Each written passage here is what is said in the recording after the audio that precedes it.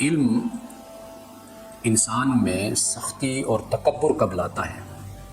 جب علم کا رشتہ فقہ القلوب سے کٹ جائے تو پھر انسان میں سختی اور تکبر پیدا ہوتا ہے۔ اور فقہ القلوب کا جو مقصد ہوتا ہے اس کا تعلق آپ کی روح کے ساتھ ہے۔ ماتھوں پہ محراب بھی بن گئے، شلواریں بھی ٹخنے سے اوپر ہو گئی، عورتوں نے پردے بھی کر لیے، سب کچھ ہو گیا، لیکن معاشرے سے برائی نہ ختم ہوئی۔ آپ کو معلوم ہے کہ بخاری شریف کی سب سے پہلی حدیث کون سی ہے؟ کتاب اور حکمت کی تعلیم کافی نہیں ہوتی، علم کافی نہیں ہوتا، اس کے بعد تزکیہ بھی کرنا ہوتا ہے، اپنے آپ کو پاک اور صاف بھی رکھنا ہوتا ہے۔ اچھی عادتوں کا، اچھی خصال کا، اچھی خصلتوں کا انسان میں جمع ہونا، اس کو ادب کہتے ہیں۔ آپ نے فرمایا کہ دنیا کا سخی مانگنے پر ناراض ہوتا ہے اور خدا سے نہ مانگو وہ تب ناراض ہوتا ہے، یا تو جو سمجھتا ہے میرے لیے بہتر مجھے وہ عطا کر دے۔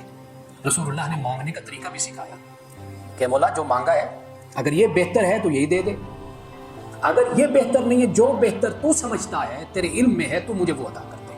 ہم ہر تعلق کو محسوس کرتے ہیں لیکن خدا کے ساتھ اپنے تعلق کو ہم محسوس نہیں کرتے۔ اپنے اندر کوئی عداوت، کوئی بغض، کچھ بھی میرے دل میں ہو، میں سونے سے پہلے اپنے دل کو، اپنے باطن کو، اپنے قلب کو میں صاف کر کے سوتا ہوں۔ بس یہ وہ چیز ہے جو میرے خدا کو بہت پسند ہے۔ وآخر دعوانا ان الحمد للہ رب العالمین۔